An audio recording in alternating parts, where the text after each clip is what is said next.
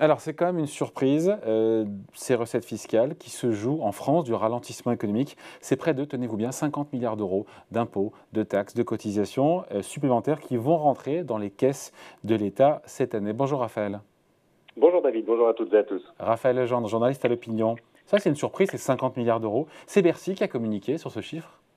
Oui, effectivement, c'est Bercy qui communique sur ce chiffre. Alors, il était obligé de le faire parce que hier soir est parti au Haut Conseil des finances publiques qui, rattaché à la Cour des comptes, est chargé d'analyser, d'examiner la crédibilité des hypothèses macroéconomiques de la prochaine loi de finances rectificative, le paquet pouvoir d'achat qui sera présenté au mois de juillet. Et donc, dans ce cadre-là, eh bien, Bercy doit faire un point sur toutes les questions budgétaires, de finances publiques, les recettes, la croissance, l'inflation, les recettes, les dépenses. Et côté recettes, effectivement, eh bien, Bercy a révélé hier soir donc que les recettes finalement étaient non pas de 50, mais même de 55 milliards d'euros supérieurs à ce qui était prévu dans la loi de finances initiale, dans le budget 2022. Donc à ce jour, pardon, c'est une prévision ou c'est déjà une partie qui est réalisée de ces 55 milliards d'euros? C'est une prévision sur les recettes supplémentaires attendues cette année en 2022. Mais la grosse surprise, c'est que dans le même temps, Bercy a nettement revu à la baisse la croissance. C'est là où j'ai du mal à comprendre. Il y a freinage, 2022. encore une fois, de l'économie. Le budget est calibré, je parle sous votre contrôle, de 4% de croissance. Exactement. On va faire quoi? Gentiment 2,5%. Et là, Voilà. on se dit, mais comment c'est possible qu'il y ait une manne fiscale, encore une fois? Parce qu'en général, tout ça est corrélé. Les recettes fiscales sont corrélées avec l'activité. Expliquez-nous. Et oui, bien sûr, c'est ça la grosse surprise.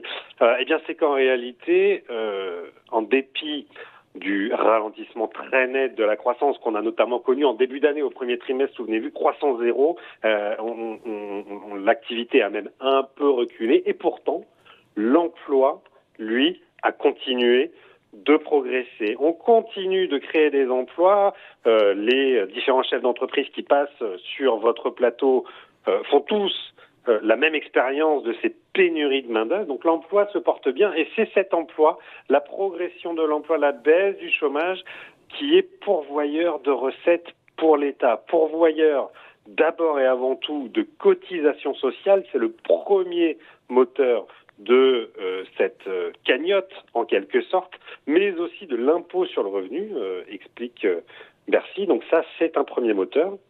Vous avez ensuite la consommation qui, en dépit d'un environnement plutôt anxiogène, se porte toujours bien puisque les recettes de TVA sont très nettement supérieures à ce qu'attendait Bercy. De combien, on ne sait pas. Le ministère des Finances refuse de communiquer impôt par impôt sur les bonus, en quelque sorte.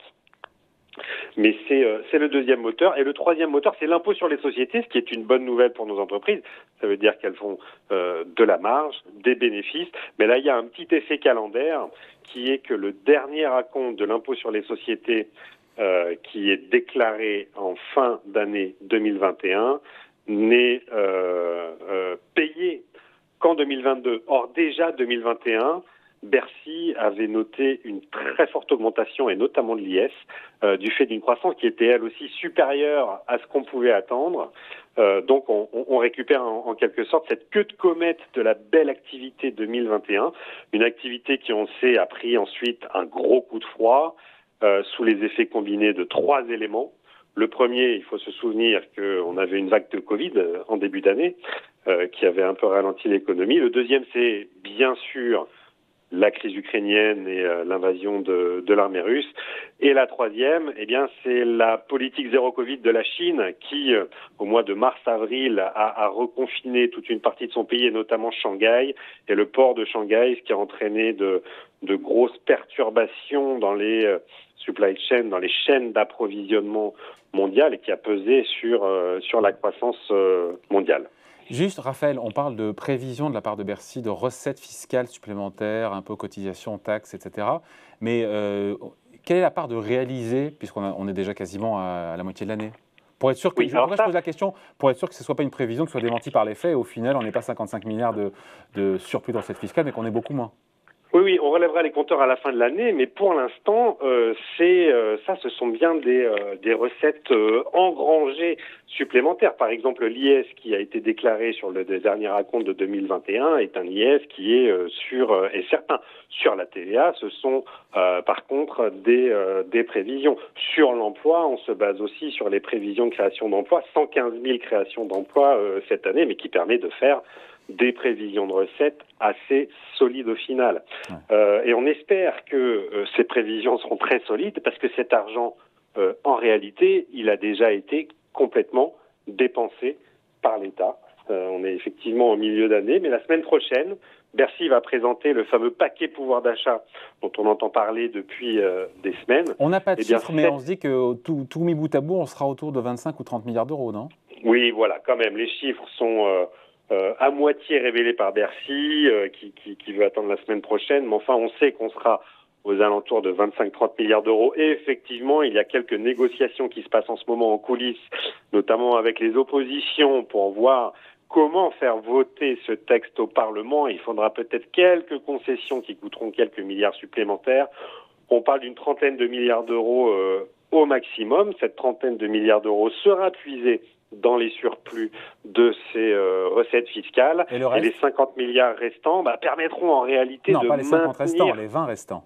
Les 20 restants, pardon, permettront de maintenir les ancres budgétaires, les engagements de les déficit 5%, que la France a de pris mémoire, cette année. On aurait dû être à 5% de déficit public en France en fin 2022. Exactement. C'est ce qui va pouvoir... On va pouvoir les tenir. Et on sera bien du fait du à 5%, alors que la croissance va ralentir d'un point et demi, il va quasiment être divisé par deux. Voilà. On comptait beaucoup sur la croissance. Emmanuel Macron a toujours dit que c'est la croissance qui permettrait de réduire les déficits et la dette. On voit que la croissance, malheureusement, elle est en train de plonger au vu de l'environnement mondial. Eh bien, cette cagnotte va permettre de limiter la casse et une vingtaine de milliards d'euros permet de compenser la baisse du PIB, du dénominateur des ratios de finances publiques. Et donc, nous resterons bien, comme prévu, à 5% de déficit en 2022. On aurait pu utiliser aussi cette cagnotte à réduire les déficits. Nous aurons quand même un déficit supérieur à la moyenne de nos principaux voisins européens, qui vont tous arriver assez rapidement aux 3%.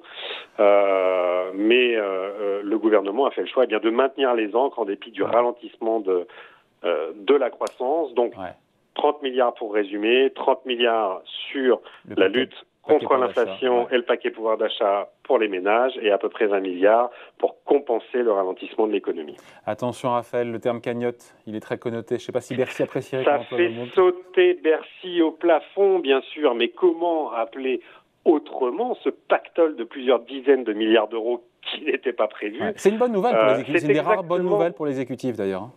Mais exactement, mais il faut rappeler peut-être pour les plus jeunes ce qu'était la cagnotte. La cagnotte, c'est Jacques Chirac qui, au début des années 2000, avait tendu un piège à son premier ministre socialiste Lionel Jospin, où on avait eu à l'époque aussi quelques dizaines de milliards de recettes inattendues. C'était des francs à l'époque. Chirac avait lancé, c'était des francs à l'époque, bien sûr. Lionel Jospin avait été du coup un peu coincé sur le rétablissement des finances publiques et avait dû distribuer cet argent public. C'est exactement ce que fait Emmanuel Macron aujourd'hui. Toutes ces bonnes recettes lui permettent d'arroser très largement les ménages français, de sortir cette politique du chèque à défaut de réduire l'endettement et les déficits. Sauf que, comme on le dit souvent, c'est que morceau avalé n'a plus de goût. Donc, est-ce que les Français lui seront reconnaissants de tous ces milliards? Rien n'est moins sûr. L'histoire bégaye parfois. Eh oui, l'histoire est un éternel recommencement. Allez, merci beaucoup. Explication signée Raphaël Legendre, journaliste à l'Opinion. Merci Raphaël, salut. À bientôt. Ciao.